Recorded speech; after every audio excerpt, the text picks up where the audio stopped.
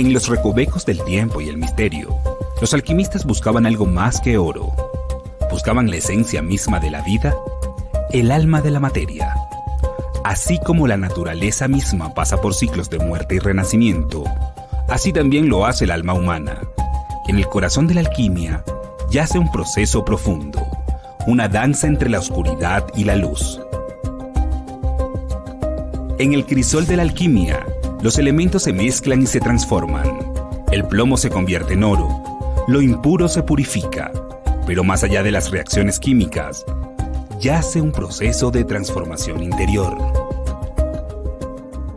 El proceso de la alquimia interior es un viaje del alma, es un camino de autodescubrimiento y crecimiento espiritual. Es rasgar los velos del ego y conectarse con la esencia más profunda de uno mismo. En la presentación del libro Rasgando los velos del alma, descubriremos los secretos de la coniunctio, el matrimonio sagrado de opuestos.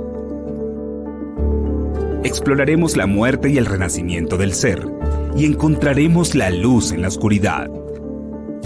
Únete a nosotros en este viaje épico de descubrimiento interior. Juntos, desentrañaremos los misterios de la alquimia y nos transformaremos en seres más completos y conscientes. Les damos la bienvenida a la presentación del libro Rasgando los velos del alma. Coniunctio, muerte y renacimiento. El proceso de la alquimia interior, de José Castro Crespo. Presentado por Andrea Luca, directora de la editorial Sirena de los Vientos, psicóloga y psicoterapeuta. Y quien nos acompaña, Fermina Pulido Corrales, psicóloga y psicoanalista de orientación junguiana, especialista en la técnica de la caja de arena. José Castro Crespo, especialista en estudios alquímicos, traductor del inglés de la obra de Edinger para la editorial Sirena de los Vientos, y autor del libro Rasgando los velos del alma, Coniunctio, muerte y renacimiento, el proceso de la alquimia interior. Les recordamos que en la última parte del evento pueden ustedes participar.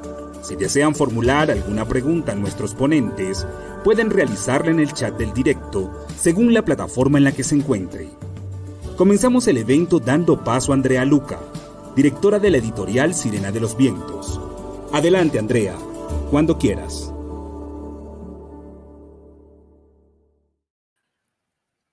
Saludos desde Madrid, España. Bienvenidos a una nueva publicación de la editorial Sirena de los Vientos. Mi nombre es Andrea Luca. Soy licenciada en Filosofía, en Derecho y en Psicología, máster de Espiritualidad Transcultural y máster en Psicología Transpersonal y especialista en EMDR. Soy la directora de la editorial Sirena de los Vientos, editorial que renace en el año 2016 con varias colecciones y que sigue avanzando en la publicación de libros relacionados con la psicología profunda en nuestra colección Jung, Despertar Conciencia. Hoy nos acompañan el autor del libro, José Castro Crespo, y Fermina Pulido, psicóloga y psicoterapeuta. También nos acompaña en la realización técnica Óscar Moreno, de OAM Producción. Voy a introducir la obra que hoy presentamos con un muy breve recorrido por la historia de la alquimia. En relación con la alquimia se han dado distintos enfoques a lo largo del tiempo, tanto en su abordaje como en su comprensión. Respecto a su finalidad, han sido dos las vías de avance de la alquimia. Una es la de la búsqueda del oro material y otra la de la búsqueda del oro espiritual.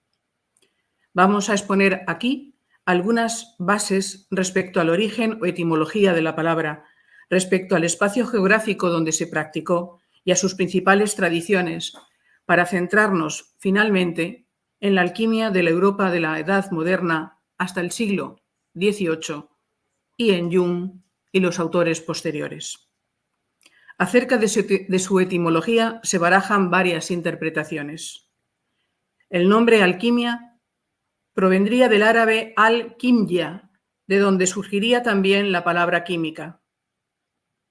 Este término árabe probablemente provenga del vocablo griego kumeia, verter juntos, soldar o alear, o del persa kimia, que significa oro, ya que era un objetivo común de la alquimia transformar los elementos innobles en metales preciosos como el oro.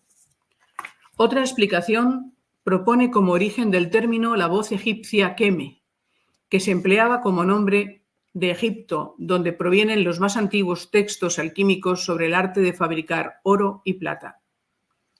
Desde el punto de vista geográfico, se practicó en territorios tan diversos como las antiguas Mesopotamia, Egipto, Persia, India, China, Grecia, Roma, el mundo islámico y en la Europa medieval. Abarcaba una vasta y compleja red de escuelas y vertientes a lo largo de casi 4.000 años de historia. Han existido dos grandes tradiciones alquímicas, la oriental y la occidental. La alquimia oriental se originó en la China y en la India. En China, la alquimia ocupa un lugar destacado, tanto en el ámbito espiritual como en la base de la medicina tradicional china. Parece que fue Zhou Yen, entre los años 340 y 205 a.C., el primer alquimista que surge de los primeros reinos en China, cuya idea era crear oro a partir de otros metales y alcanzar la inmortalidad a través de la transmutación de los mismos. En cuanto a la variante india de la alquimia, es una tradición mucho menos conocida, que se definía como el arte de obtener zumo o néctar, rasa, de las cosas. Rasayana era el término utilizado. Buscaba sanar a los enfermos y rejuvenecer a los viejos. Su objetivo era obtener el moksha, la perfección, liberación o inmortalidad. Por ello, se emparenta frecuentemente con la medicina ayurvédica y otras tradiciones metafísicas. Por otra parte, la alquimia occidental nació en Egipto a inicios del periodo helenístico cerca del año 300 a.C., en la ciudad griega de Alejandría, y fue fruto de la herencia hermética egipcia, cuya figura central fue el Hermes Trimegistro, 3 veces grande, y que era una fusión entre el dios egipcio Tos y el dios griego Hermes. La tradición hermética fue reinterpretada a la luz de las visiones griegas, pitagórica, jonista y gnóstica, que proponían respectivamente la explicación del universo a partir de los números, la concentración de los fenómenos naturales y la adoración del cosmos. Esta tradición fue luego transmitida durante el Imperio Romano, donde se practicó hasta el inicio de la era cristiana, que vio en gran parte de ella un conjunto de saberes paganos y heréticos. Después de la caída del Imperio Romano, fue en el mundo islámico donde florecieron estas artes libres de la persecución religiosa cristiana. El ámbito geográfico y cultural de la alquimia de la Edad Media y moderna parte de la árabe, que es la base y origen de la alquimia occidental, ya que durante el Imperio Islámico se realizaron aportaciones basadas en traducciones de los textos de Platón, Aristóteles y otros que de otra manera se habrían perdido para Occidente. Posteriormente, la alquimia islámica fue la que sentó las bases para el posterior nacimiento de la química. Son los siglos XIV y XV los que se pueden considerar como los de mayor auge y triunfo de la alquimia, por cuanto esta disciplina comienza a apartarse de la influencia del Islam contenida en sus libros y comienza a potenciarse en las universidades de París, Bolonia y Salamanca, al tiempo que se desarrolla un discurso de carácter religioso cristiano occidental. Esta situación, junto con la caída de Constantinopla, supuso la oportunidad para compartir el conocimiento de la alquimia. Pero a pesar del interés y la difusión por esta disciplina, no dejaron de surgir férreos detractores. Sobre este particular, Bubello refiere que entre finales del siglo XV e inicios del XVI, figuras como Leonardo da Vinci fueron muy críticos con la pretensión enraizada entre los alquimistas de la posibilidad de fabricar oro a partir de otros metales, llegando estos críticos a asociar la alquimia con la nigromancia y el fraude. También muchos predicadores puritanos ingleses del siglo XVI comenzaron a relacionar la alquimia con transmutaciones diabólicas y fraudulentas que no debían ser tomadas en serio ni por los ciudadanos ni por los investigadores de entonces. En este sentido, Bubello, citando el escrito de Saussure a Paracelso, relata lo siguiente: que un metal se puede convertir en oro, Paracelso lo prueba manifiestamente, porque dice de cierta agua mineral de capa rosa que hay en Alemania, que los moradores cerca de allá están acostumbrados a echar dentro de dicha agua planchas delgadas de hierro y, dejándolas allí algunos meses, las hallan después convertidas en cobre. Las críticas a la alquimia dejaron claras las distintas corrientes que a su alrededor se iban desarrollando, potenciándose el conocimiento de unas entendidas como buenas artes, mientras se rechazaban otras tenidas por diabólicas o malas artes. En el siglo XVII, la alquimia ya era considerada más o menos una ciencia. Pensadores como Newton dedicó tiempo a su estudio, así como otros de los primeros científicos occidentales. Podría decirse que la química nació de los apéndices de la alquimia tradicional gracias a su reinterpretación a manos del racionalismo. Así, se lograron resultados materiales mucho más exitosos mediante la aplicación del método científico que insistiendo en la antigua tradición hermética. En el siglo XVIII aparecen figuras pioneras de la química moderna: Lemery, Lavoisier, Proust, Berthollet y, sin duda, Francisco Rull, quienes han pasado a la historia de la ciencia siendo reconocidos como arquitectos de la química. Rull, apodado el Viejo, creó escuela y dos de sus más destacados alumnos fueron los químicos franceses Lavoisier y Proust. Con el nacimiento de la química, la alquimia fue relegada a un rincón de la historia de la ciencia o de la historia del pensamiento. Sin embargo, pasó todavía más de un siglo antes de que la separación formal de ambos nombres tuviera lugar, pues hasta entonces fueron prácticamente sinónimos. Asimismo, a partir del siglo XVIII, la alquimia será un término que no se relaciona con la química, sino que se enfoca hacia el mundo espiritual. Con Jung, la alquimia va a adquirir cada vez más relevancia como materia de comprensión en el desarrollo de la psique humana hacia lo trascendente.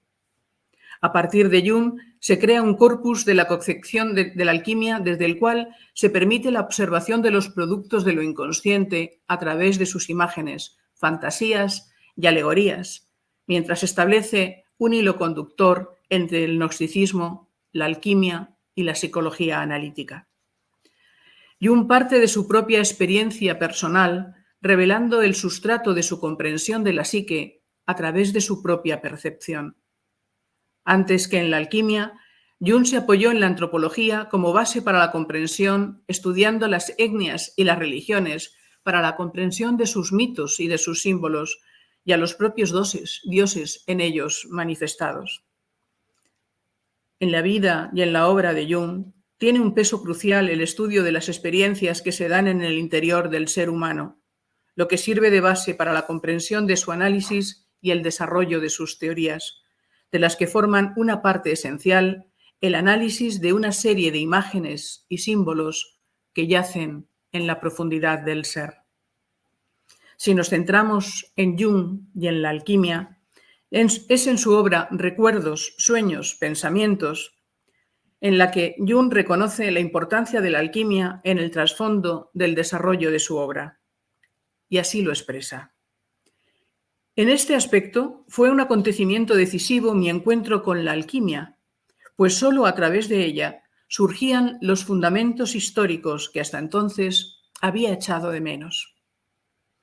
Es a partir del estudio de la alquimia cuando Jung empieza a comprender lo inconsciente como un proceso y cómo de la continua interrelación entre yo y lo inconsciente se genera el dinamismo de la psique que se expresa en imágenes. Esto le permite a Jung afirmar: mediante la comprensión del simbolismo de la alquimia, llegué al concepto central de mi psicología, el proceso de individuación. Por ello, Jung quiso al final de su vida, en recuerdos, sueños y pensamientos, reconocer de manera abierta esta sabiduría que permea la esencia de sus investigaciones. A pesar de que Jung inició su contacto con la alquimia sin demasiado interés, su opinión cambió radicalmente en 1928 a raíz del contacto con el sinólogo Richard Wilhelm, quien le solicitó un comentario sobre la traducción de las 8 primeras secciones de un tratado de alquimia fisiológica china del siglo XIII, El secreto de la flor de oro. Libro budista con base taoísta en el cual Jung encontró las bases del proceso de individuación, viendo en la alquimia una especie de protopsicología occidental dedicada al logro de la individuación. En su obra Psicología y Alquimia, Jung afirma que los fenómenos observables de lo inconsciente, tales como los sueños, contienen elementos simbólicos que también se pueden hallar en la simbología alquímica. Son continuas las referencias de Jung a la alquimia en toda su obra. Especialmente dedicados a la alquimia son los volúmenes de su obra completa publicada por Trotta, número 12, Psicología y Alquimia, número 13, Estudios sobre representaciones alquímicas y número 14, Mysterium Conjunctionis. El proceso de individuación de cada persona está lleno de símbolos que se expresan en metáforas en el acontecer de la dinámica de la psique. Valga como experiencia personal el poema Atanor de mi libro Luz de otros soles, luz de otro sol, publicado en el año 2016, que refleja la transformación alquímica en una fase de mi proceso de individuación. El poema se llama Atanor y dice así: ya no es mi piel frontera, sino surco abierto a la intemperie, donde brilla el rocío en la alborada. No es ya mi pensamiento mío, ni pájaro encerrado en su jaula. Se ha diluido en densidad transparente que fluye desde mi vacío hacia la nada. No es ya mi voz palabra, sino llama que no quema y en el fuego arde. Misterio en el crisol, donde todo mi ser se transmuta. La importancia de la alquimia es algo vivo y vital en cada ser humano. Es una experiencia en el crecimiento del ser humano.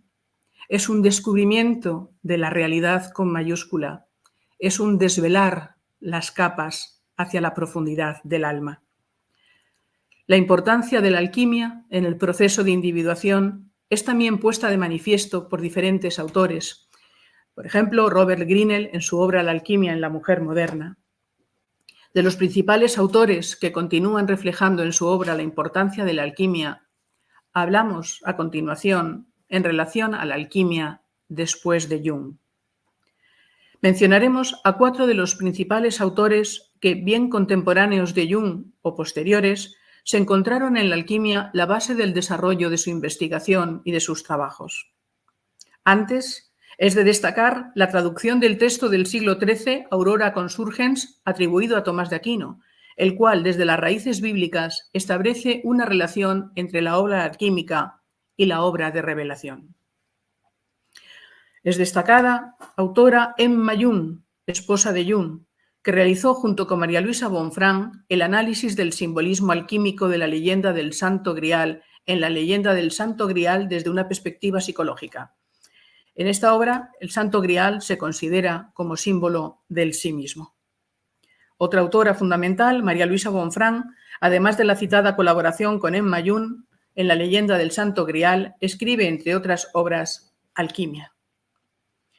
Edward Edinger tiene como obra fundamental dedicada a la alquimia la obra Anatomía de la psique, el simbolismo alquímico en psicoterapia, donde continúa el estudio de Jung sobre la alquimia e intenta poner de relieve ciertos modos o categorías propias de la individuación que aparecen en el simbolismo alquímico: la calcinatio, solutio, coagulatio, mortificatio, separatio y coniunctio. James Hillman, En su obra Alchemical Psychology, en ella recoge todos sus trabajos sobre la imaginación alquímica desde 1980 hasta la fecha de su publicación, y en ella destaca el valor terapéutico del lenguaje alquímico. En la actualidad, José Castro aporta en su obra Rasgando los velos del alma, Cognition, muerte y renacimiento, el proceso de la alquimia interior, toda la investigación que ha realizado a lo largo de su vida sobre el proceso químico y su poder de transformación en el proceso de individuación. La editorial Sirena de los Vientos presenta hoy esta obra muy consciente de su importancia. La comprensión de la alquimia, su significado y su proceso requiere la traducción al lenguaje actual como pórtico indispensable al proceso transformador de la humanidad, que alcanza desde la psicología de Carl Gustav Jung el máximo exponente para un futuro incierto y quizá alquimia mediante esperanzador. Y esta es la gran aportación de José Castro, que nos regala con esta obra su vida dedicada al conocimiento de lo esencial y su labor de orfebre puliendo lo oscuro para darnos una imagen clara del proceso alquímico que se da en cada uno de nosotros. Somos el atanor de ese proceso y debemos ser el ave fénix que renace de las cenizas. Proceso que no se comprende sin la experiencia propia, pero que vivenciado en el atanor que cada uno de nosotros somos, hace que el libro de José Castro, Rasgando los velos del alma, Cognition, muerte y renacimiento, el proceso de la alquimia interior, se lea con devoción, con respeto, con reverencia ante el misterio que nos vive. José Castro, como sabio alquimista que es, facilita que las palabras en la lectura de la obra se conviertan en imágenes orantes en nuestro templo interior, movilizando las oscuridades en destellos de comprensión que nos transforman. José Castro y la obra Rasgando los velos del alma ennoblecen la colección Jung Despertar Conciencia, donde no están otros autores junguianos que utilizan lo junguiano como máscara de sus sombras.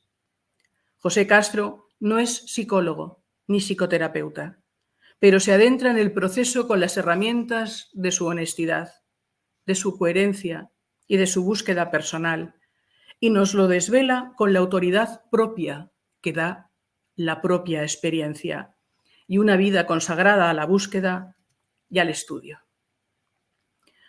Por la bondad, por la verdad y la profundidad de la frase, por sus obras, por sus frutos les conoceréis, conocemos a José Castro como alma viva en la que la búsqueda de su profundidad va rasgando los velos de la apariencia y viviendo su noche oscura en el proceso de transformación interior. Por ello, es la obra de José Castro que hoy presentamos un fruto precioso y preciado, en el que personalmente me reconozco y que personalmente agradezco, y que por ello me uno al autor para compartir con todos vosotros esta imprescindible obra a través de su publicación en nuestra editorial Sirena de los Vientos.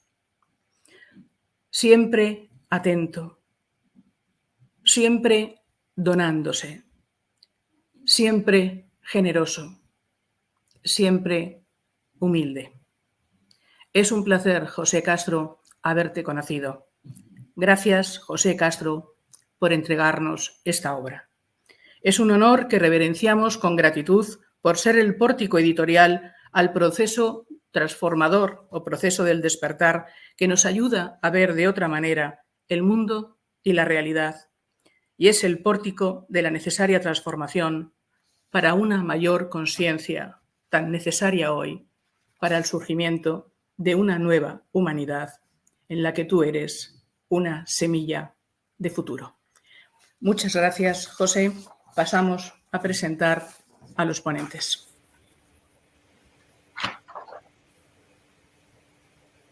La primera ponente es nuestra querida Fermina Pulido Corrales, que ya los lectores de la editorial, los que escucháis y veis las presentaciones de la editorial, reconoceréis por su colaboración en otras publicaciones. Recuerdo Descenso a la diosa. Fermina es licenciada en Psicología en el año 2008 por la UNED. Es máster en Práctica de Salud Mental, máster en Inteligencia Emocional, experta en psicoterapia de elaboración de duelos para infanto-juvenil y adultos, especialista universitaria en hipnosis clínica, terapeuta EMDR avanzado, así como en psicodrama y formación en simbología, entre otras muchas de tercera generación. Formadora en Caja de Arena. Ha realizado 5 años de estudio psicoanalítico freudiano en la Sociedad Española de Psicoanálisis y Sociedad Andaluza de Psicoterapia Psicoanalítica. Trabaja en clínica privada. Es psicóloga sanitaria y psicoanalista junguiana. Se considera una autodidacta de formación continuada en el conocimiento, exploradora y experimentadora de la psique y del aprendizaje y evolución del alma humana. Bienvenida y muchas gracias, Fermina. Adelante. Bueno, muchas gracias a todos, gracias a la editorial por permitirnos, ¿no?, estar aquí hoy y gozar de la presentación de este libro que vamos a tener. Y bienvenidos y bienvenidas todos a los que nos estén escuchando desde distintas partes del mundo, ¿no?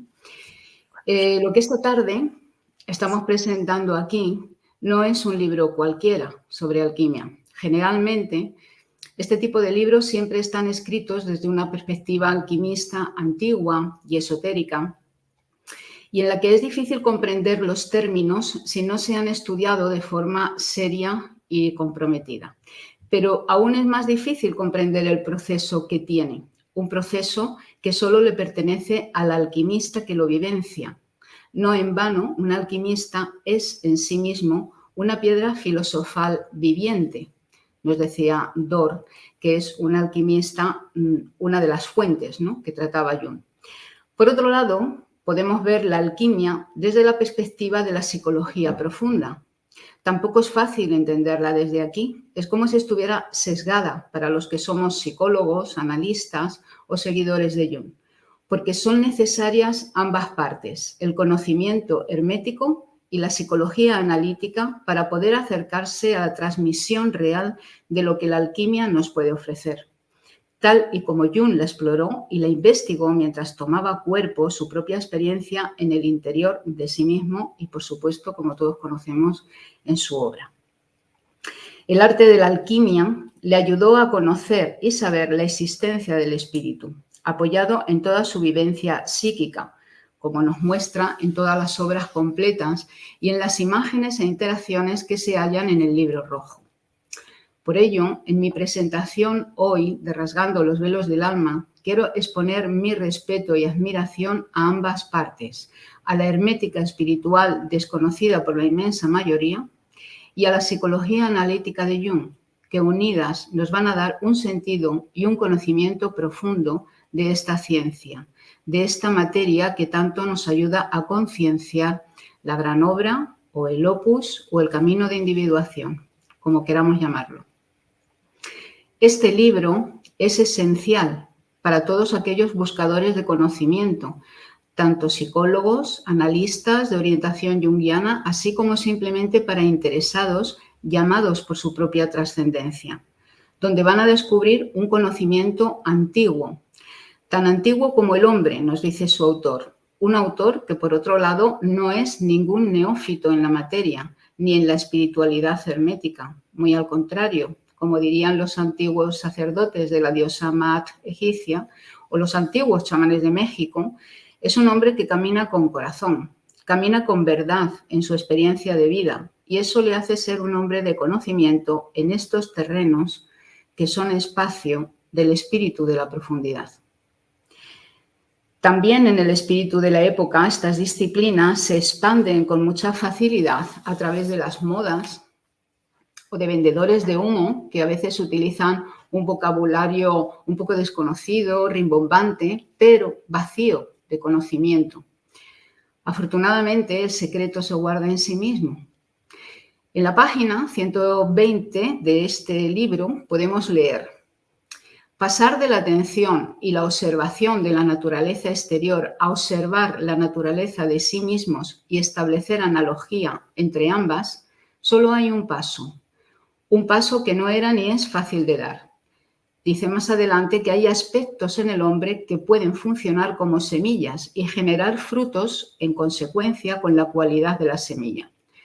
Hoy en día sabemos que estos observadores de la naturaleza fueron los primeros magos, chamanes y adeptos alquimistas. En este libro, que está escrito con alma y más importante aún, puede abrir puertas para seguir haciendo alma en el camino de la vida, rasgando sus velos, llegando a la conjunción a través del reconocer las muertes y renacimientos que nos habitan, reconocer en sí mismo el proceso de la alquimia interior, la ciencia y el arte de la transformación. Reconocer en uno mismo el mito que va germinando, ya que a medida que vamos respirando en él, nos lleva a través de sus páginas hacia un arte que se descubre en el propio camino de individuación y así reconocerse a uno mismo a través de este arte, el de la alquimia, con sus solves y coagulas constantes. En este sendero se abordan determinadas operaciones, lo que implica que el que inicia el camino va a aprender cómo se manifiestan las sustancias metálicas de su materia prima. Estas leyes y principios por los que se rige la naturaleza cuando va de la mano de un propósito y dirección en el alma humana. También hombres, como ya lo ha nombrado Andrea también, ¿no? Hillman en su Psicología de la Alquimia y Edinger en Anatomía de la Psique, editado también por Sirena de los Vientos, Jeffrey Rath, María Luisa Bonfranc, le dedicaron en su obra una mirada profunda y exquisita a este arte. La expresión de la alquimia tiene evidentemente aspectos místicos, esotéricos y también artísticos, porque cuando la psique se dinamiza, aparece el camino de transformación. He dicho que esta obra es dinamizadora porque he podido ser testigo de los despertares de su autor, apuntando cosas en su libretita que tenía en la mesilla de noche y regocijándose y asombrándose de cómo las imágenes y conceptos hacían cuerpo en él, incluido el sigilo del libro. Una imagen que llegó desde lo profundo de lo inconsciente en una visión onírica y que bajo el propio arte tomó vida y forma para señalar la portada del libro, según su autor, mucho más importante que su propio nombre. Y que es una buena pregunta para hacerle después al autor. Casi durante 3 años el libro se ha convertido en un ser más de nuestra convivencia, tanto interna como externamente. En estos años, el diario de sueños fue transformándose día a día, proliferando imágenes alquímicas. Aparecieron sueños importantes para el propio proceso y camino de individuación. Por eso, su lectura es un avivador del alma. La realidad es que la alquimia está más viva que nunca, pues este arte existe desde que el hombre es hombre, tal y como nos cuenta José en él. Jung, en su Liber Novus, nos dice: el espíritu de las profundidades, de épocas inmemoriales y del futuro, posee un poder mayor que el espíritu de este tiempo que cambia con las generaciones. El espíritu de las profundidades ha subyugado todo orgullo y arrogancia al poder del juicio. Me arrebató la creencia en la ciencia, me robó la alegría de explicar y ordenar las cosas y dejó que se extinguiera en mí la devoción a los ideales de la época. Me obligó a reducirme a lo último y a lo más simple, dice él. Y es que la visión comienza cuando el pensamiento cesa. No se puede dudar de la experimentación y de la importancia de estas visiones. En los años que siguieron a la terminación del Libro Rojo, esos trabajos no desaparecieron, muy al contrario, fue cuando él pudo profundizar en ese encuentro del alma y siguió formulando su experiencia tanto alquímica, mágica como astrológicamente a través de la expresión tardía de sus imágenes en este Libro Rojo, lo que nos habla de la continuidad de su trabajo a través de la imagen.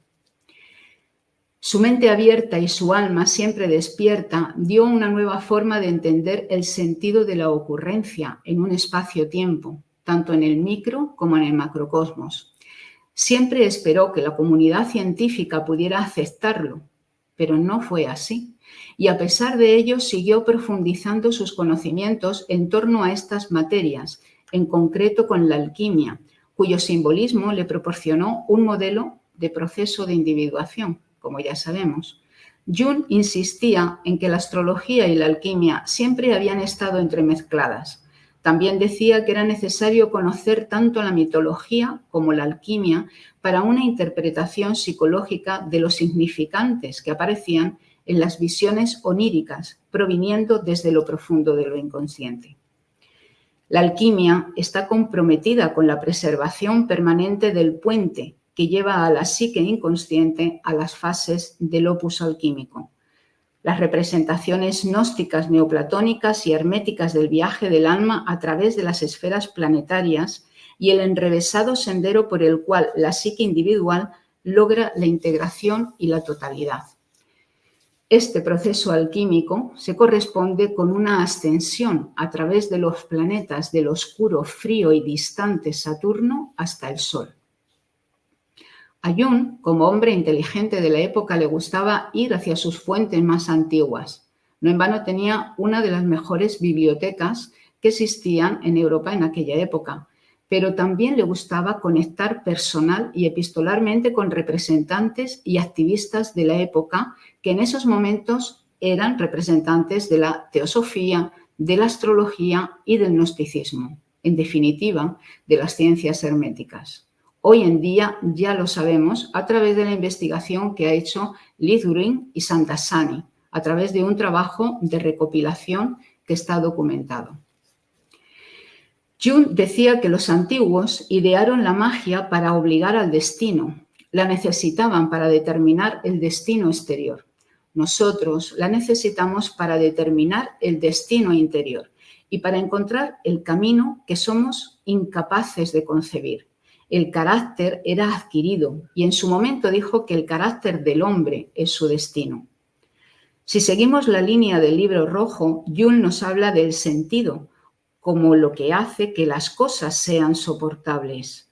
Ninguna ciencia reemplazará jamás al mito, ni mito alguno se podrá obtener de ninguna ciencia, porque no es que el Dios sea un mito, sino que el mito es la revelación de una vida divina y humana en el hombre. También dio enorme valor a la responsabilidad del individuo como clave para el bienestar del colectivo. Dijo él, si las cosas van mal en el mundo es porque algo anda mal en el individuo, porque algo anda mal en mí. Por tanto, no soy sensato, me enderezaré a mí mismo en primer lugar. Para ello tendré que reconocer, dado que la autoridad exterior ya no significa nada para mí, los fundamentos más íntimos de mi ser, a fin de basarme firmemente en los hechos eternos de la psique humana. Esto podemos encontrarlo en el tomo 10. La irresponsabilidad está en la resistencia de la persona a mirar dentro, lo cual da como resultado una cadena de decisiones inconscientes y consecuencias generadas por compulsiones desconocidas que parecen marcar un destino no solo de las vidas individuales, sino también para la vida y la historia del colectivo. Parece que el espíritu de este tiempo, a medida que se revela poco a poco en estas primeras décadas del siglo XXI que vivimos, está evitando las grandes preguntas que preocuparon a Jung a lo largo de toda su vida: la naturaleza del mal, el sentido y el propósito de la vida individual, las motivaciones más profundas que dirigen a los individuos y los colectivos y el enigma del sufrimiento humano. No son temas populares en el discurso de muchos círculos psicológicos de nuestros días.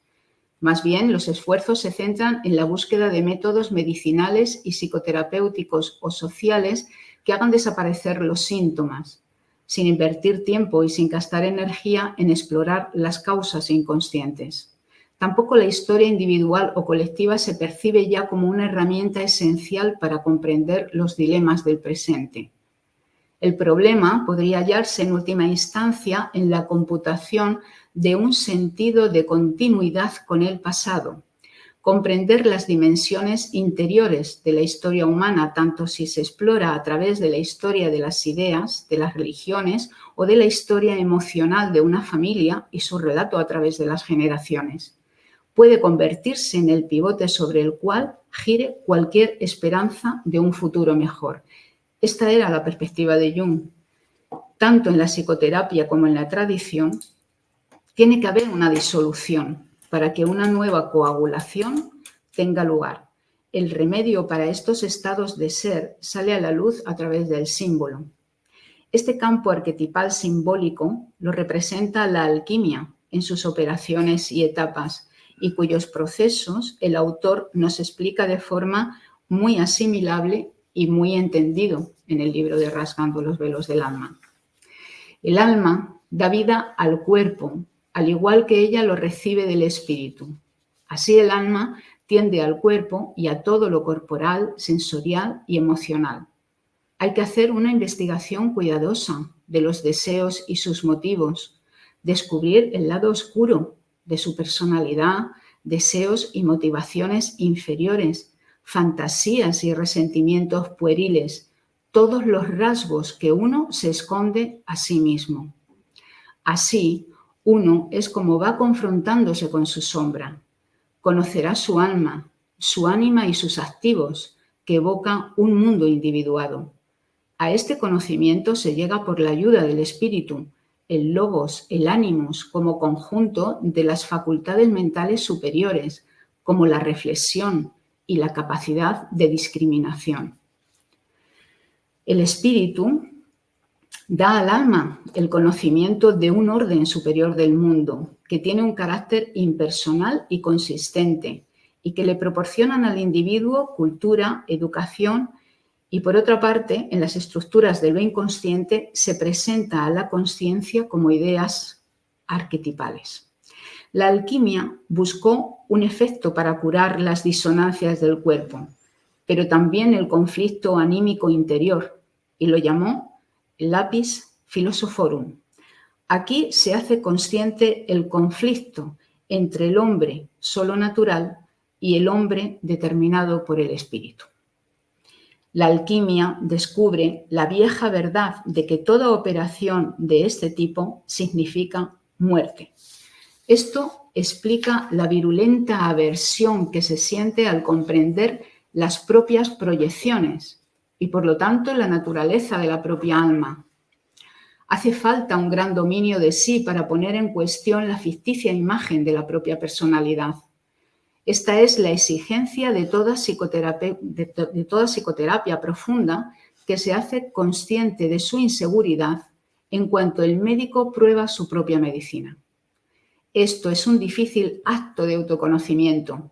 La empresa de esta meta es la unio mentalis, el establecimiento de un conocimiento que abarca tanto las alturas como los abismos del propio carácter.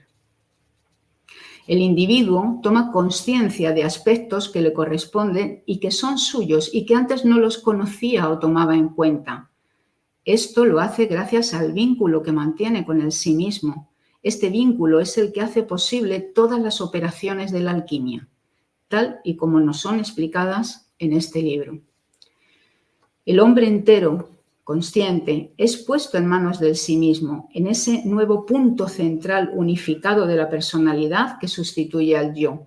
Esto genera una representación alquímica muy rica en el proceso para hacerse individuo, mediante imágenes que simbolizan las sustancias y procedimientos químicos, que es lo que hoy venimos a llamar imaginación activa.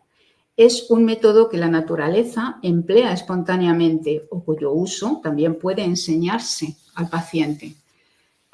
La historia más profunda e interior de la creatividad y la destructividad humana era fundamental para la comprensión psicológica de Jung.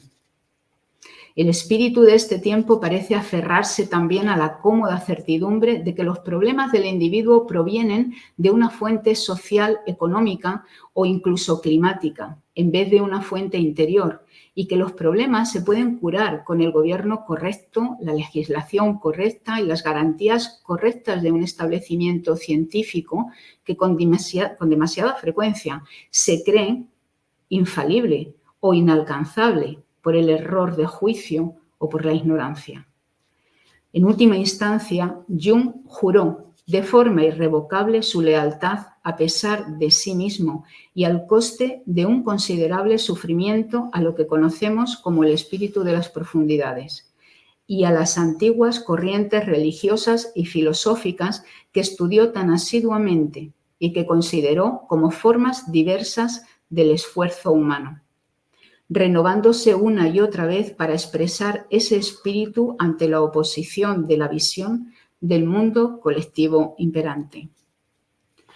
Por todo ello, este libro es interesante, ya que en él se recogen las tradiciones que dan lugar al conocimiento de este espíritu profundo que empuja al hombre a ser hombre por su propia naturaleza. Podemos leer, enrasando los velos del alma, sobre el hermetismo en la alquimia o la alquimia como una disciplina gnóstica, de cuya fuente bebió Jung, de la ciencia, el arte y la magia, haciendo de estas disciplinas un entendimiento que puede trabajarse y aprenderse.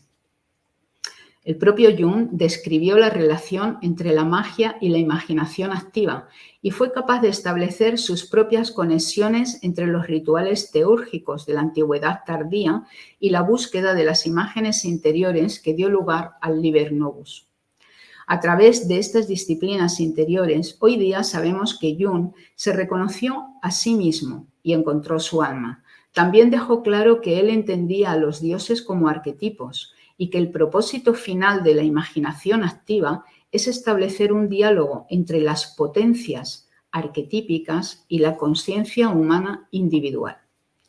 Su interés por los grimorios de la Edad Media y principios de la Edad Moderna, por textos astrológicos de tendencias mágicas como la liturgia de Mitras y por teurgos neoplatónicos como Plotino y Proclo, los cuales integraron la astrología y la alquimia en sus perfecciones cosmológicas, apuntan a la probabilidad de que Jung hiciera un esfuerzo deliberado y consciente por trabajar imaginariamente, o por decirlo de otro modo, mágicamente, con los conflictos internos que él creía que se reflejaban simbólicamente en su propio camino de individuación. El propósito de tal trabajo interior, para Jung y sus predecesores de la antigüedad tardía, era el de la transformación de la personalidad a través de la integración de la consciencia, con ese centro psíquico más grande al que Jung denominó sí mismo. Aunque Jámblico y sus compañeros teúrgicos interpretaron de maneras diversas ese centro considerándolo un dios o un daimón o como el uno platónico, del cual todo lo demás emana, su empeño en este proceso de integración a través del uso de símbolos e imágenes reaparece en el concepto de individuación de Jung y en su trabajo. Un trabajo que Jung sugería que cualquier persona podría hacer para facilitar un viaje que, por natural que fuera, no dejaba de ser inconsciente a menudo, innecesariamente doloroso e incluso infructuoso. Le gustaba citar el axioma alquímico de lo que la naturaleza deja imperfecto, lo perfecciona el arte, y admitiendo su preferencia por el ideal de plenitud en el lugar del ideal de perfección. Esta es la meta de la psicoterapia que él desarrolló y practicó, como queda muy bien reflejado en las conversaciones entre los dos grandes pensadores, Hillman y Sandasani. José dice en su libro, la obra creativa no pertenece a quien la explicita y manifiesta, sino que proviene del genio o daemón que nos habita y de quien copiamos sus palabras. Por lo tanto, suya es la paternidad de todo lo creativo.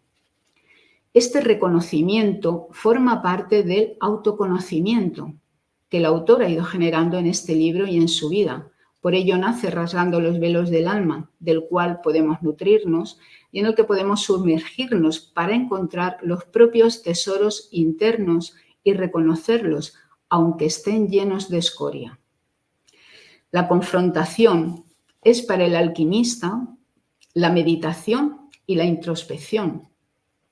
La sombra suele estar opuesta a la personalidad consciente. De este opuesto surge la energía psíquica.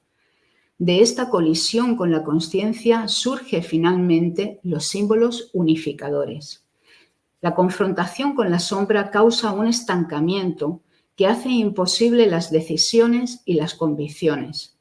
Todo se vuelve dudoso. De ahí el nombre de este estado, como nigredo, tenebroso, caos, melancolía. Así comienza la gran obra. El autoconocimiento es una de las artes más difíciles y exigentes.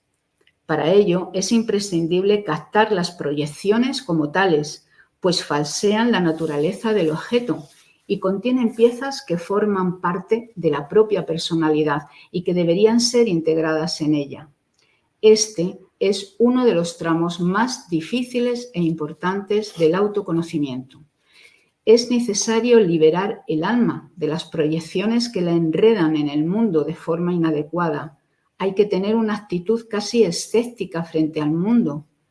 En la ayuda del alma acude entonces el espíritu, que es el impulso al autoconocimiento, más allá de todas las ilusiones o frustraciones causadas por la proyección. El espíritu es libre de crear como quiera y está libre de control del yo, la parte consciente de la personalidad. Jung veía el destino en general y el destino en particular como una paradoja. El libre albedrío para Jung suponía el respeto por la voluntad del daimón y la aceptación de esta voluntad. A la vez, incluía un diálogo y una transformación potencial que podía permitir a ambos, tanto a la personalidad como al daimón, florecer de la forma más creativa posible. En el contexto de Jung, este matrimonio del yo con el sí mismo, el segundo grado del Mysterium, no depende de la perfección, ni es consecuencia de ella, y la sugerencia de que uno puede trascender, superar, curar las dimensiones dificultosas de una vida, se le habían antojado tan absurdas como inclinar la cabeza y aceptar el sufrimiento de un destino impuesto sin intentar comprender por qué. La integridad, la plenitud, es el ideal al que el yo precisamente no aspira. Y eso requiere vivir con los conflictos simbolizados de manera que en ocasiones pueden suponer luchas y fracasos, pero que finalmente dejan ver un sentido y una teleología en esos conflictos, junto con la lealtad a la búsqueda comprometida de la verdad, de una realidad más grande que el yo. Así puede llegarse a la comprensión del destino. La realidad es que el autoconocimiento es una aventura que nos conduce a espacios y profundidades inesperadas. El espíritu era su propia creencia en la luz, un espíritu que atraía hacia sí al alma de su prisión en el cuerpo. La unión mentalis representa una ampliación de la consciencia y el gobierno de los movimientos del alma por el espíritu de la profundidad.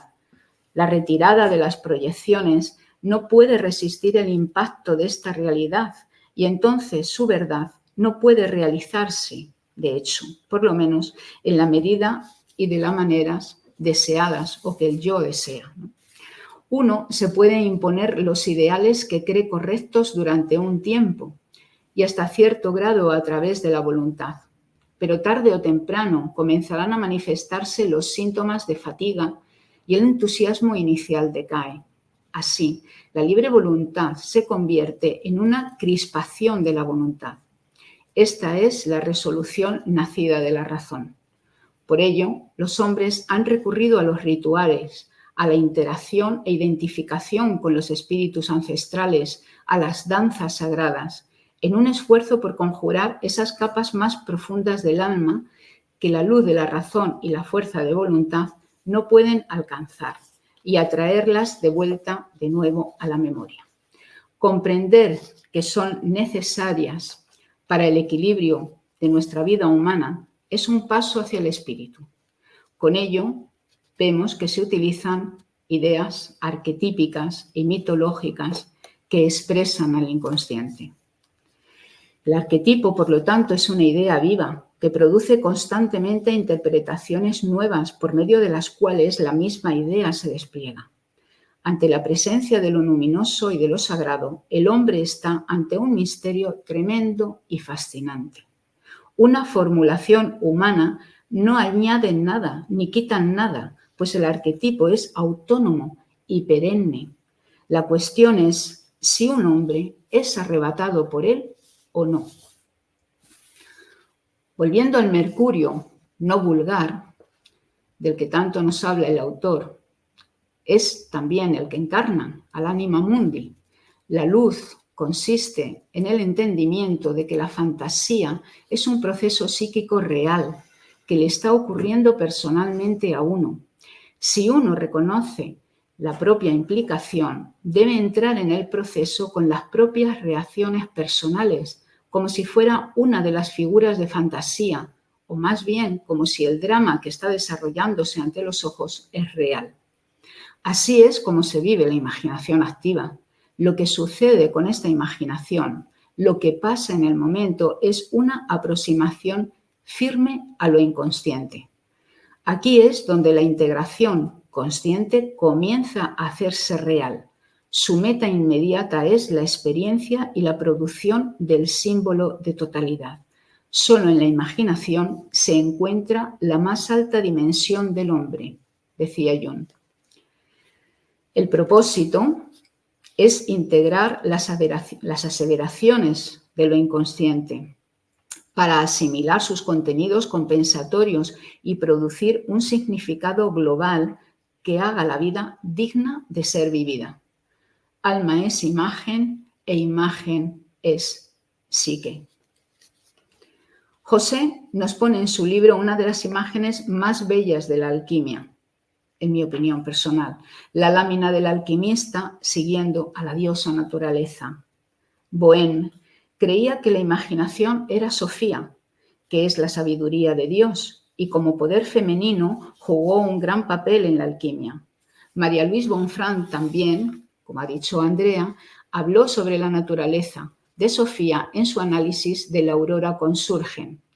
En el libro que nos ocupa hoy, José dice: nos estamos creando continuamente a nosotros mismos y a nuestro mundo mediante las imágenes que sostenemos habitualmente en nuestra conciencia. María Luise Bonfrant, en su estudio, concluyó que Sofía simbolizaba un poder transpersonal que daba impulso principal hacia todo ser y todo conocimiento en sus formas infinitamente diversas. Al mismo tiempo, Sofía es un principio de orden que guía y dirige los pasos de los alquimistas. El alquimista debe hacer todo lo posible para seguir el camino de la naturaleza, conseguir la guía de la sabiduría. En cualquier caso, es la imaginación la que permite al alquimista descubrir el camino oculto.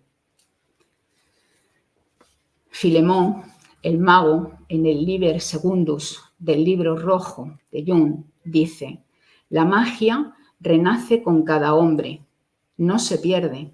Magia es todo lo que no se entiende, no se enseña ni se aprende. La práctica de la magia consiste en que lo incomprendido se haga comprensible de una manera y un modo no comprensibles. La magia es un modo de vida. Si se ha hecho lo mejor para conducir el carro y uno se da cuenta de que otro más grande lo guía, entonces tiene lugar el efecto mágico. En el libro de Rasgando los velos, en la página 39, nos dice: por tanto, la eficacia de un ritual depende completamente del entendimiento del operador sobre lo que dice y hace. Este sería su Mercurio. Y de la fuerza emocional que despiertan las imágenes. Esto sería el azufre. Abordar un ritual sin tener una mínima comprensión del significado de cada acto y sin implicación emotiva, limitando el ritual a una serie de movimientos y recitaciones mecánicos, rebaja el nivel de la magia a una mera pantomima. En las conversaciones entre Hillman y Sandasani se preguntan, ¿podría Jung, y hacemos extensible la pregunta, dirigir a otro a esta afirmación de la existencia que él mismo había experimentado? ¿A la misma profundidad de la experiencia espiritual? Allí él está en tensión y la cuestión sería la de comprender los límites del entendimiento. No se trata de interpretar la música, no se trata de interpretar los sueños. Hay que saber que todo rima y tener la sensación de que las cosas encajan entre ellas, dice Sandasani. Por ello, rasgando los velos del alma tiene un sentido en nuestros días, ya que crea el puente entre la tradición y lo profundo de la psicología. Así que espero que lo aprecien y que lo disfruten. Muchísimas gracias por la atención.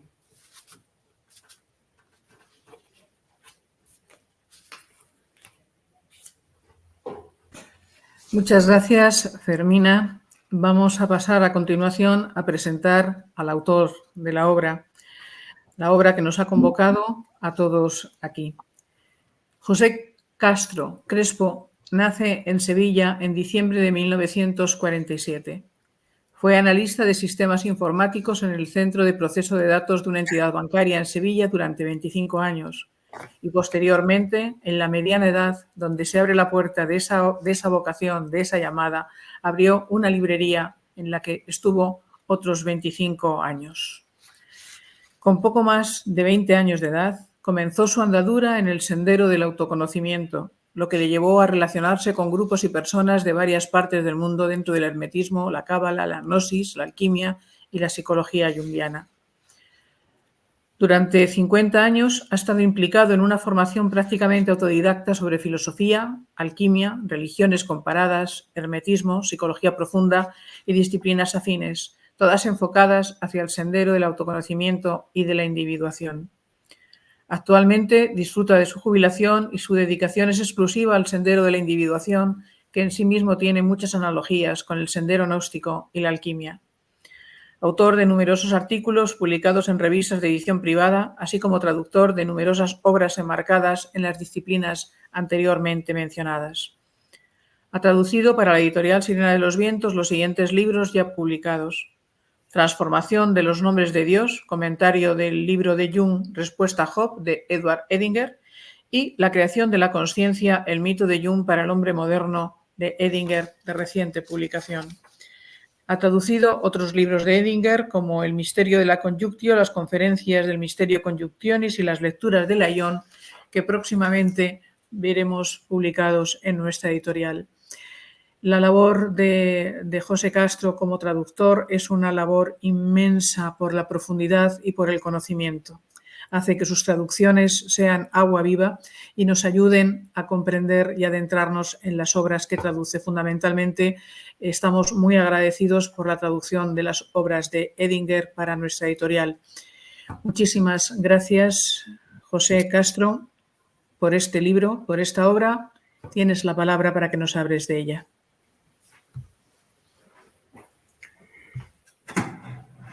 Bien, pues nada, primero agradecer a los asistentes que se hayan congregado para escuchar esta presentación. Y tengo que decir que me siento abrumado por las palabras que tanto Andrea como Fermina vierten sobre mí. Yo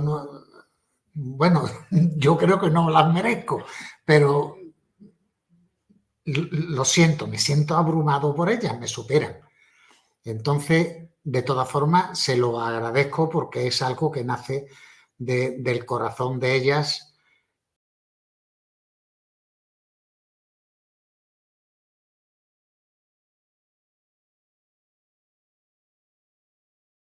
Como ya se ha dicho en las presentaciones anteriores, está ajustado a los presupuestos alquímicos, no es un libro de alquimia al uso, que por otra parte suelen ser oscuros y en muchos casos inabordables.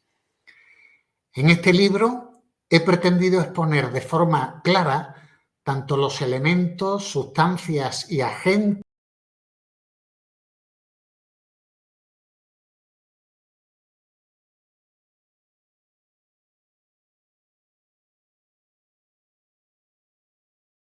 que el alquimista va obteniendo en el recorrido de su obra. No hay temor a las consecuencias por desvelar los secretos de la alquimia, como siempre han sostenido los viejos alquimistas, porque el secreto no necesita de custodios. El secreto se guarda a sí mismo y en última instancia solo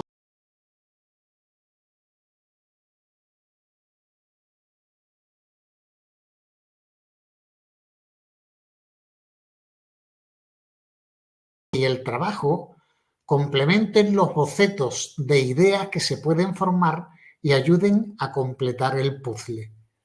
Unas veces habré contribuido a ese propósito aclaratorio y otras veces no, pero confío en que al menos el lector interesado haya sido colocado en las puertas de la mina de los tesoros. Hablar del libro que nos ocupa es hablar de alquimia y no es fácil hablar de alquimia. Hablar de alquimia implica poner en palabras los fundamentos, procedimientos y etapas de un desarrollo de una disciplina que es 100% empírica y su explicitación es puramente simbólica. No puede ser de otra manera, pues la alquimia nos relata los distintos aconteceres que experimenta el alma en su proceso de liberarse de las influencias del mundo material. Los viejos alquimistas se referían a esa liberación hablando de la eliminación de la escoria adherida a las distintas sustancias metálicas que forman parte de la materia prima. La alquimia. ¿Pero qué es la alquimia?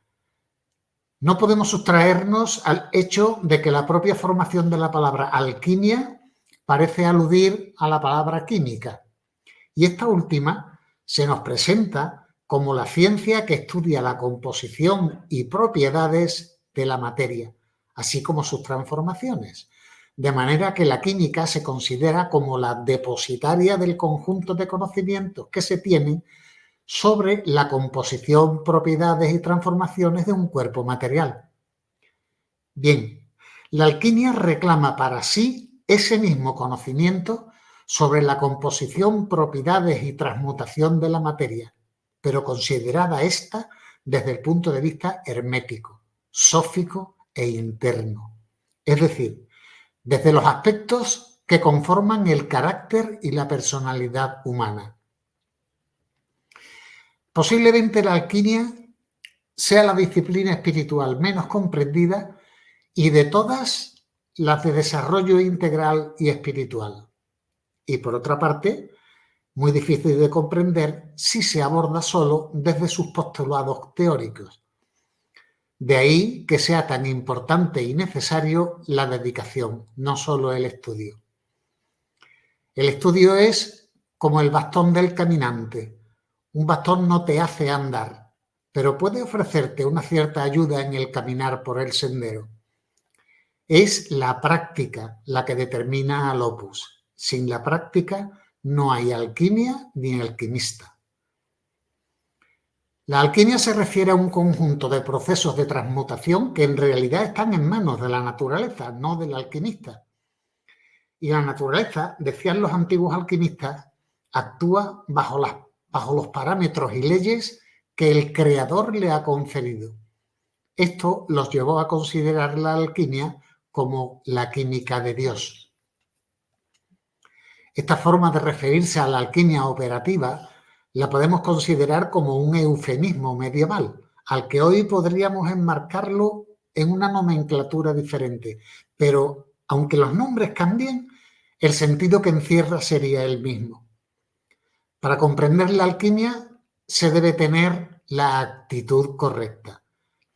Por lo general, el intelecto se convierte en un obstáculo en el camino de la comprensión, pues la irracionalidad de las obras de la naturaleza supera la capacidad de comprensión del intelecto. Alfred Reedy, que fue director de estudios del Instituto Jung de Zúrich, decía, citando un pasaje del Museo Hermético Reformado y Ampliado, que los sabios, los doctores y los eruditos no pueden comprenderla porque nunca han visto la cosa, aunque está ante sus ojos. Y nadie puede instruirlos mientras sigan a su intelecto. Supera su comprensión porque es una obra de Dios y de la naturaleza y se alcanza a través de la naturaleza.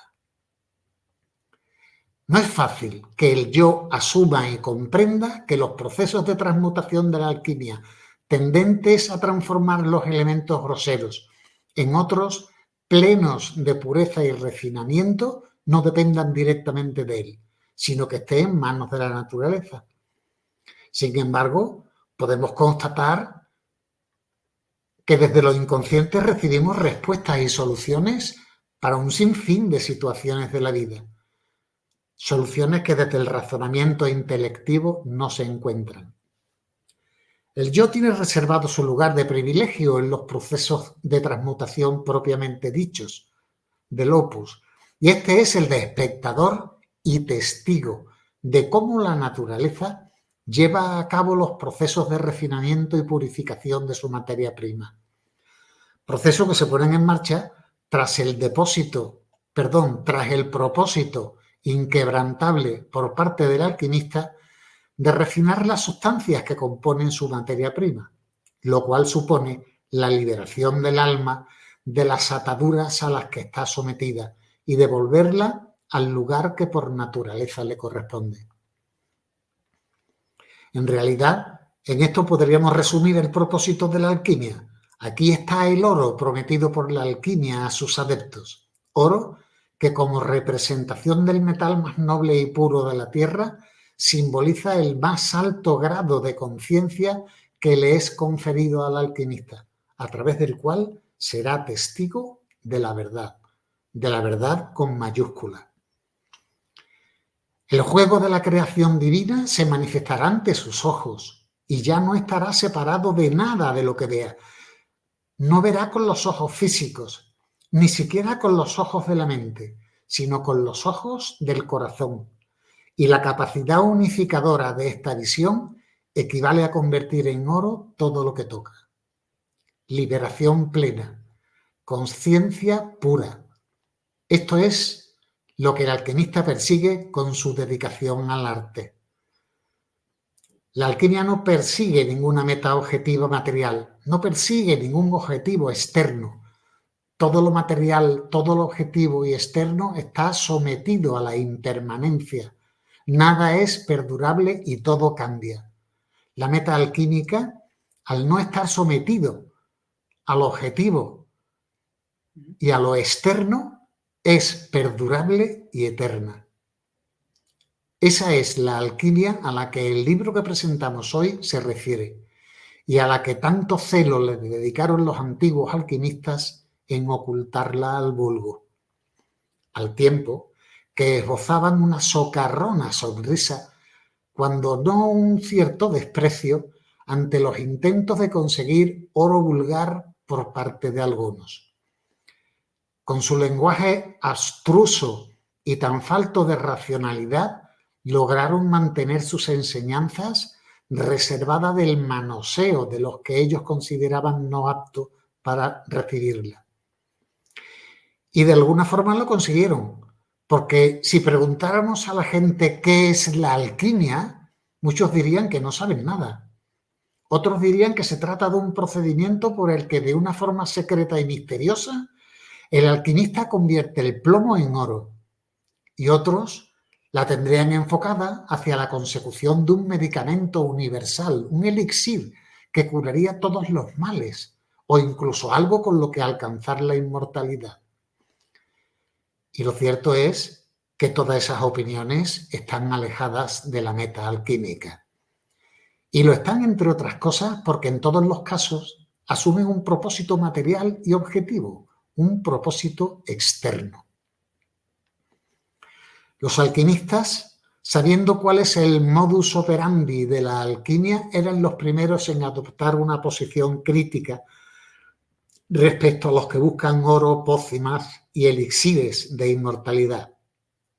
Pero consideremos por un momento que ese fuese el propósito. Si tal fuera el caso, si el propósito fuera conseguir oro y hacerse rico, ¿qué harían después de conseguir su oro vulgar? ¿Serían felices para siempre? ¿No aparecería más la amargura en sus vidas, ni el sufrimiento, ni el dolor, ni el miedo? La verdad es que el propósito de los filósofos de la naturaleza tenía un nivel mucho más alto y refinado que la mera consecución de riquezas. Para la alquimia, el hombre común se comporta como si estuviera abducido por la realidad objetiva externa, limitando su percepción e interés a lo que es objetivamente constatable. El hombre está profundamente dormido al mundo del espíritu y del alma. El hecho de que la alquimia considere que el hombre está profundamente dormido ofrece evidencias abrumadoras. No hay más que mirar el estado actual al que han llevado al mundo los hombres más poderosos en aras de no se sabe muy bien qué. Por lo tanto, la alquimia se nos presenta como una disciplina que genera en el hombre un despertar del pesado sueño al que está sometido. La inteligencia por sí sola no conduce al hombre a un despertar del sueño al que lo somete este mundo ilusorio. Y si no está tocada por un cierto aspecto devocional al mundo interno que la haga investigar en sus propios misterios, lo más probable es que siga construyendo ilusiones y en la mayoría de los casos prescindiendo de las connotaciones éticas y morales que pudieran impregnar cualquier conducta. Solo despertar libera. Eugène Cancelliet, en su comentario sobre la primera lámina del Mutus Liber, en la que se representa el sueño de Jacob, dice: en el estado de vigilia, pese a toda apariencia, el hombre duerme de ordinario tan profundamente que las estridencias de todas las trompetas de los ángeles del cielo no bastarían para despertarle a la visión exacta de las cosas de la tierra. Es preciso, pues, que el hombre despierte del profundo sueño en el que está sumido y se abra al mundo del espíritu, al mundo interno. Esto es fundamental para poder acceder a la sabiduría y al mensaje de la alquimia, ya que es en el mundo interior donde se promueven y desarrollan los procesos alquímicos, aun cuando estos tengan su reflejo en el mundo exterior. Aunque a través de la historia la alquimia se ha abordado desde diferentes ángulos y propósitos, en el libro que presentamos vamos a tratar de la alquimia interna y espiritual. Esta es, a mi juicio, la alquimia genuina. Aquí, tanto el material de laboratorio como el laboratorio mismo es el propio alquimista, de forma que las operaciones del opus se efectúan sobre el propio alquimista. Pero el alquimista todo gira alrededor de la relación de él con su alma, y para desarrollar dicha relación no necesita más que a su corazón, su intelecto y a su soror mística, a veces manifestada e interna siempre. El trabajo es absolutamente individual y alejado de congregaciones, círculos secretos o iglesias, que son un caldo de cultivo para la aparición de dogmas o de sujetos que elevan el resultado de sus experiencias a la categoría de verdades universales. La propia experiencia es el factor principal en el trabajo del alquimista y no puede asumir formulaciones ni declaraciones que estén basadas en la experiencia de otros. Las operaciones alquímicas, pues, están enmarcadas dentro del reino del alma. No se tratan de operaciones objetivas, físicas, sino que funcionan y se aplican en otro nivel, sobre otro plano de existencia. Guardaos de considerar las distintas sustancias del opus físicamente. Cuidado con lo físico en el material, advertían una y otra vez los alquimistas, instando a los estudiantes a considerar los implementos, sustancias y accidentes desde su carácter sutil, imaginal y anímico, no físico. Lo que está sobre la mesa de operaciones es el mundo interno y subjetivo del alquimista. Se trata de una transformación del alquimista mismo.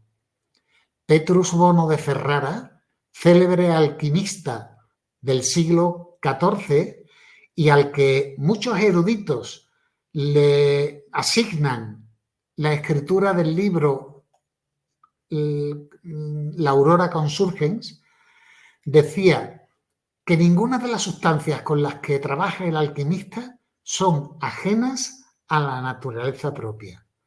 Es decir, son inherentes a la propia naturaleza del artesano.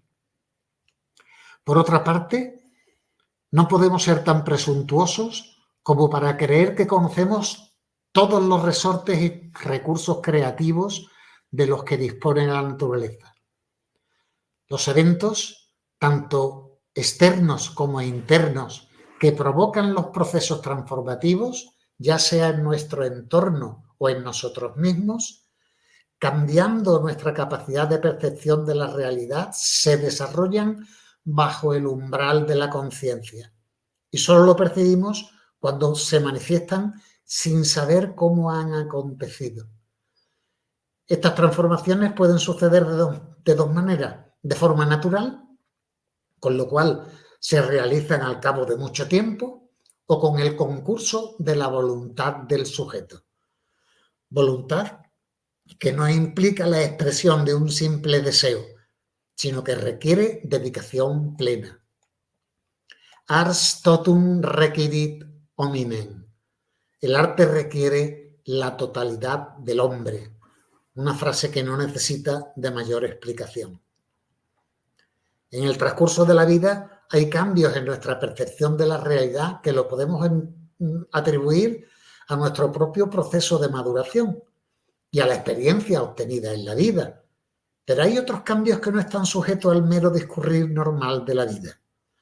Estos cambios o transformaciones del individuo están promovidos por la voluntad, que cuando no está secuestrada por los deseos, los apegos y las compulsiones inconscientes, constituye el azufre de los sabios, el fuego alquímico que acelera todos los procesos de la naturaleza. El alquimista conoce este principio acelerador, pero la transformación en sí misma no sabe cómo se realiza. Es como si aparecieran por arte de magia. Es algo mágico. Este es el calificativo con el que definimos a todos esos fenómenos para los que no encontramos una explicación racional. No obstante, hay una lógica subyacente en esos cambios. No una lógica racional, sino una lógica mágica.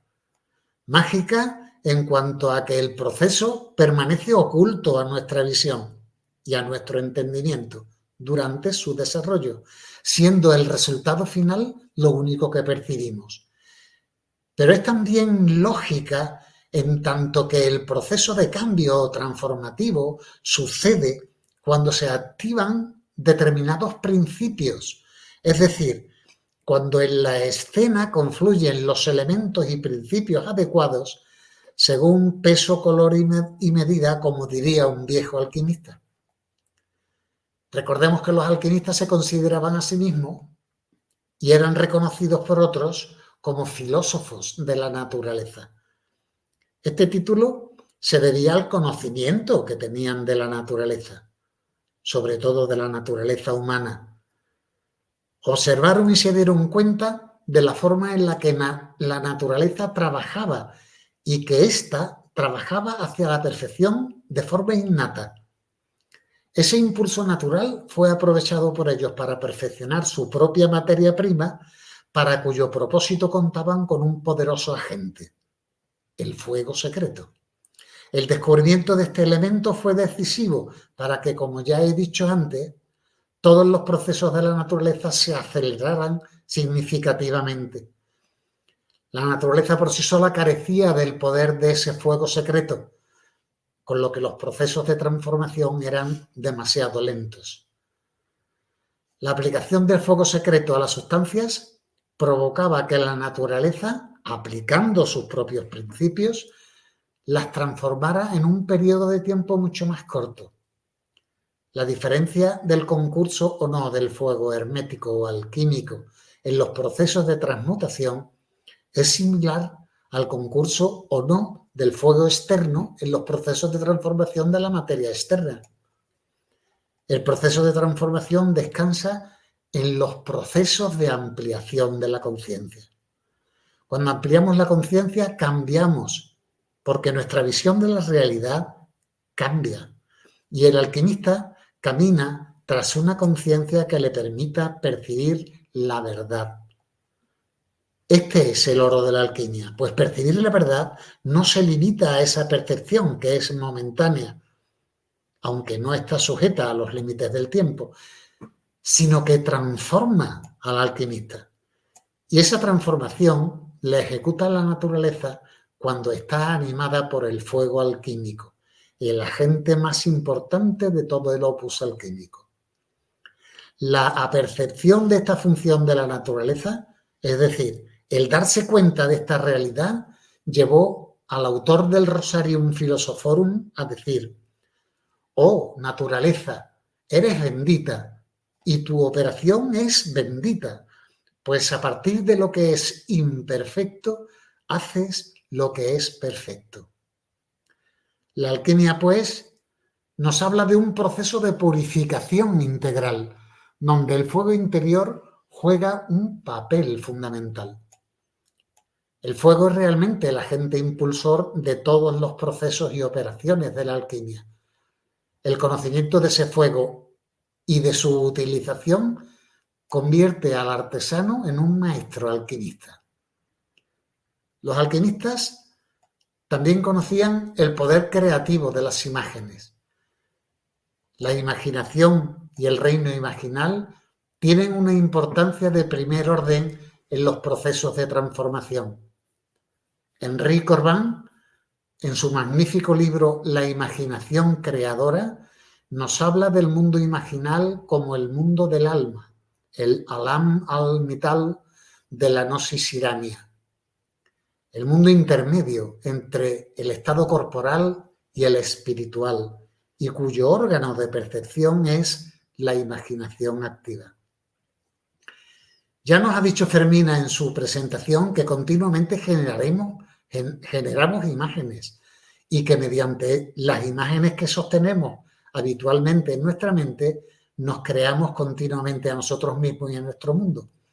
Pero el hombre común está tan dormido y alejado de la realidad interna y está tan abducido por el mundo externo y sus demandas que las imágenes que crean en su psique provienen directamente de los impulsos y deseos inconscientes, ya sea que deriven de las distintas ofertas que el mundo externo le propone o que sean inherentes a la propia personalidad del sujeto.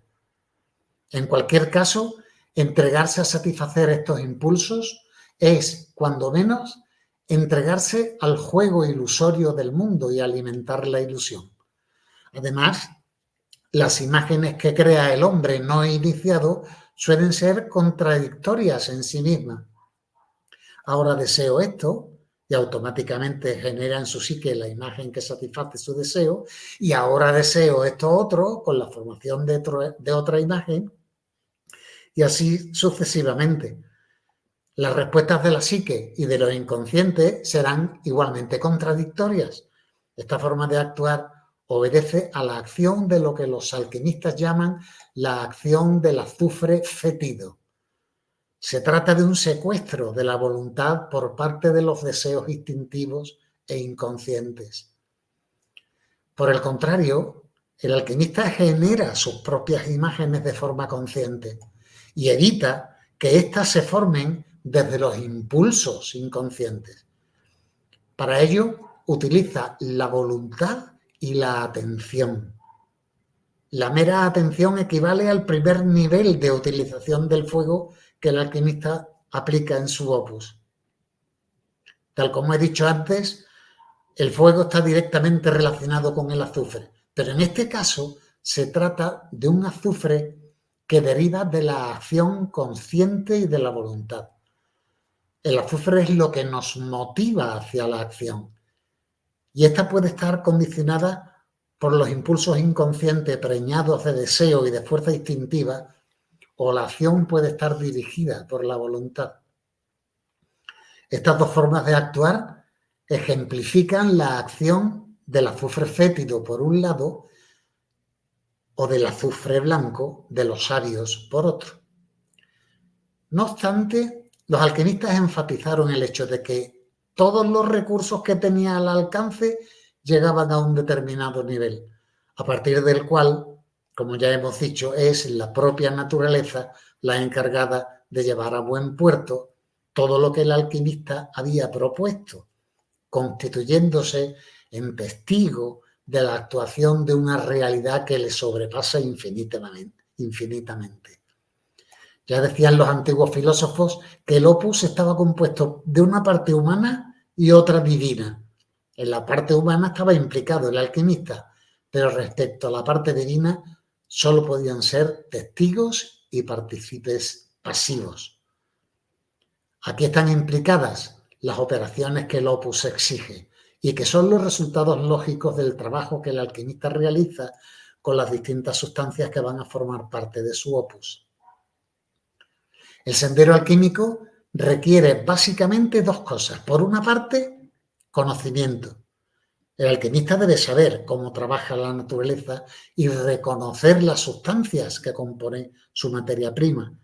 Y por otra parte, ingenio y arte para aplicar sus requerimientos. Pues no hay una regla fija para el trabajo personal, excepto en lo que constituye la generalidad. No hay una norma que con una fórmula matemática se aplique como si se tratara de una receta química o alimentaria. Todas las recetas deben ser despreciadas. Podemos leer en el Rosarium Philosophorum en boca de Heber, con lo que anulaba el valor de la ingente cantidad de recetas de los libros de alquimia. Los conocimientos que nos han transmitido los antiguos filósofos siempre han sido vertidos de forma simbólica y alegórica, con lo cual el aspirante tiene que dedicarse al estudio de la simbología hermética, a la meditación y a cargarse de perseverancia y paciencia. Los secretos de la alquimia son revelados desde el interior, por ninguna otra vía. Cuando tratamos con la individualidad, esta está llena de matices. Por eso la alquimia es llamada la ciencia y el arte de la transformación. Abordar estos matices implica en cierta medida ser un artista, pues las operaciones no tienen una receta ad hoc para ellas. En esta corta presentación del libro no podemos entrar en detalle sobre las operaciones y etapas del opus, porque sería demasiado prolijo. Aunque sí puedo decir que en el libro están expuestas con toda la claridad que esta disciplina permite. También recoge sus vínculos con la cábala, el hermetismo y el gnosticismo, probablemente los pilares básicos de la tradición oculta y no oculta del mundo occidental. En el libro se expone el origen de los metales y las relaciones que existen entre ellos, los dioses y los planetas, y la forma en las que desde sus aspectos sóficos afectan a la vida del hombre, proporcionando una clave para poder entender a qué se refieren los alquimistas cuando los nombraban y cómo afectan al propio alquimista. Se exponen las propiedades de la materia prima, lo que nos ayuda a identificar esa realidad no física sobre la que el alquimista trabaja y que sin su reconocimiento no se puede iniciar el opus. También contiene un capítulo para cada uno de los elementos básicos en el proceso del opus: el mercurio, el azufre y la sal. Hay otro para el fuego, el principal agente activo del trabajo, sin cuyo concurso las operaciones no toman lugar. En la última parte hay un capítulo para cada una de las operaciones más importantes del Opus. Y finalmente, un capítulo para cada una de las etapas que atraviesa el alquimista en su sendero alquímico. Al hablar de las etapas, no me limito a las 3 etapas clásicas de Nigredo, Albedo y Rubedo, sino que también menciono una etapa más que dejó de aparecer en los libros de alquimia, pero que a mi juicio tiene una gran importancia. Las citrinitas, el amarilleamiento del opus, lo cual ocurre entre la albedo y la rubedo. En el libro que hoy presentamos, todos los elementos o sustancias, como los denominaban los antiguos filósofos, están tratados con un lenguaje distinto al utilizado por los viejos alquimistas, proporcionando una visión clara de los entresijos que esta disciplina espiritual tan oscura al entendimiento. Pero debemos tener en cuenta un pequeño requisito, aunque de importancia capital. Lo que se expresa se hará claro en la mente de aquellos que de alguna forma estén comprometidos con una forma de vivir en la que el propósito del autoconocimiento y la ampliación de la conciencia esté implicado en sus vidas de una forma activa. Ars totum requirit hominem. Con esta sentencia comienza la introducción al libro Psicología y Alquimia de Jung, escrita por Francisco García Bazán y Bernardo Nante, en la cual se señala las condiciones requeridas para abordar el sendero del opus. Porque la alquimia nos habla de lo que ocurre cuando el sujeto aborda ese sendero. Para terminar, quiero hacer mención de 3 o 4 frases que nos dejaron célebres alquimistas. Heber Senior y Ben Humail decían que esta ciencia no es más que una inspiración divina perfecta y un misterio secreto, y que Dios la da y la quita a quien Él quiere. Alfidio, otro célebre alquimista árabe, decía: si eres devoto, tu sabiduría será perfecta. Si no lo eres, esta disposición permanecerá escondida en tu interior. En la Aurora Consurgens, atribuida a Tomás de Aquino, también se cita a Alfidio en la 5ª parábola. Dice: has de saber que no puedes tener esta ciencia a menos que purifiques tu mente ante Dios, es decir, que borres toda corrupción de tu corazón. Y con estas frases cierro mi presentación del libro Rasgando los velos del alma, donde he pretendido arrojar alguna luz sobre esta disciplina tan abstrusa, donde los que estén interesados en el tema encontrarán expuestas las operaciones y las etapas del opus de una forma algo diferente a como hasta hoy se ha escrito sobre ellas. Muchas gracias por vuestra atención. Muchas gracias, José Castro. Como has dicho, al ampliar la conciencia, la realidad cambia. Por eso es tan necesario, en los tiempos que vivimos, ampliar la conciencia, porque depende de nuestra supervivencia de que podamos cambiar la realidad.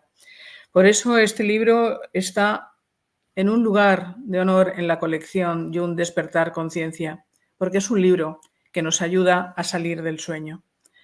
Tenemos muy poquito tiempo para las preguntas, pero me están pasando una de Mónica Elena Yepes que quiero pasar a vosotros para que la podáis contestar.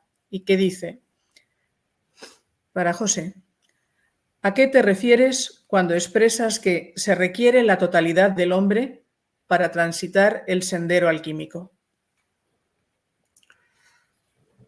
Pues lo que se requiere es una entrega al opus en cuerpo y alma. Cuanto mayor sea la entrega y la devoción a lo que estás haciendo, la alquimia reportará sus beneficios más definidamente. Eso es lo que requiere la alquimia, una entrega total. Un compromiso, ¿no? pero que sí, entrega y compromiso, por supuesto, a ese sendero interior. Otra pregunta para contestar brevemente. ¿Es el dolor o el sufrimiento lo que verdaderamente nos lleva a la purificación de nuestras partes más impuras? Bueno, el dolor y el sufrimiento son hechos que en realidad están ocultando algo. Ocultando en el sentido en que son una respuesta de una sustancia que tiene que ser liberada de ese azufre que la contamina. Y eso se traduce en dolor. ¿Por qué? Es típico de la etapa del amigredo, el dolor, sufrimiento, sentirse perdido, sentirse todo lo mal que uno se pueda sentir. ¿Por qué? Pues porque el Opus ahí te está diciendo que los recursos que tú siempre has utilizado para salir de determinadas situaciones ya no valen. No valen los recursos de la cabeza, ya vale el recurso del corazón. Entonces tienes que averiguar con el corazón a qué se debe ese dolor y ese sufrimiento. Y la última pregunta que vamos a pasar, porque vamos mal de tiempo, ¿qué diferencia hay entre el dolor y el sufrimiento en la alquimia? Bueno, pues se puede decir que son prácticamente sinónimos, a no ser que el dolor sea un dolor de un martillazo en un dedo. El sufrimiento, ¿en qué se traduce? Se traduce en dolor. Si no hay dolor, no hay sufrimiento. Si no hay sufrimiento, el dolor es nimio. O sea, dolor y sufrimiento podríamos decir que son sinónimos. Yo allí añadiría que quizá el sufrimiento tiene una carga de peso y el dolor tiene una carga de comprensión. Creo que la diferencia que yo diría entre dolor y sufrimiento es el encontrar un sentido al porqué de ese dolor. Transitamos con dolor, pero podemos transitar sin sufrimiento, aunque sean sinónimos en la esfera a la que te refieres. Jung dice en su libro de Mysterium Conjunctionis que, haciendo referencia a la sal, que es la que te aporta la luz, el conocimiento de lo que te está ocurriendo, que dice, si hay sal, que se transforma en sabiduría, si hay sabiduría, no hay sufrimiento. Si hay sufrimiento, no hay sabiduría. Entonces, en ese sentido, me refería yo a que el dolor y el sufrimiento viene a ser lo mismo siempre cuando el dolor sea un dolor interno, ¿no? Un dolor del alma, no un dolor físico, porque la alquimia no habla de dolores físicos, ni hay que hacer nada para que te duela algo, ¿no? Es dolor del alma. Quizás también porque el dolor, ¿no? Perdón, que el dolor en sí mismo es humano. O sea, vamos a transitar siempre con el dolor. En el sufrimiento, quizás, ¿no? Por afinar un poquito, puede haber un alimento de ese dolor. Y entonces eso es lo que va provocando más ese sufrimiento, ¿no? Mayor. Que efectivamente, que si la sal está, como tú dices, aparte de la sabiduría, pues no tendría por qué haber ese sufrimiento, pero el dolor siempre va a haber porque somos humanos, es una cosa humana. Muy bien, pues vamos a despedir el acto y nuestros oyentes, los que vean en directo esta presentación, tanto como los que la puedan ver en diferido, porque quedará colgada, como siempre hacemos, para que ustedes la puedan disfrutar, se habrán quedado con preguntas, se habrán quedado con ganas de más, se habrán quedado con ganas de profundizar. Conscientes de ello, hemos iniciado esta presentación de una manera diferente. No lo hemos hecho en plano, sino con un vídeo que abre la puerta a un seminario, foro, lectura, para que ustedes no se queden con las ganas de saber más, para que no se queden con las ganas de despertar, para que vean que es posible salir del sueño y que es posible ampliar conciencia. No depende de la voluntad, depende de la aceptación, como nos ha dicho el autor de la obra. Es ese hágase, es ese abrirse al misterio y aceptar el dolor del tránsito, porque lo hay. Pero es también el viaje del héroe, el viaje que dota de sentido toda una vida. Vida que puede tener unas metas en unas edades, que tiene otras en otras edades y que de repente hacia la mediana edad se abre como una pregunta, como una flor y te cambia la vida. Ese cambio de vida ayuda a cambiar la vida. Ese giro de timón ayuda a ir a otro sitio. Les invito a todos ustedes a que giren el timón de sus vidas. Y les invito a que lo hagan de la mano de José Castro y de Fermina Pulido en el seminario Foro Lectura que van a hacer de este libro, para mí, sinceramente, libro imprescindible.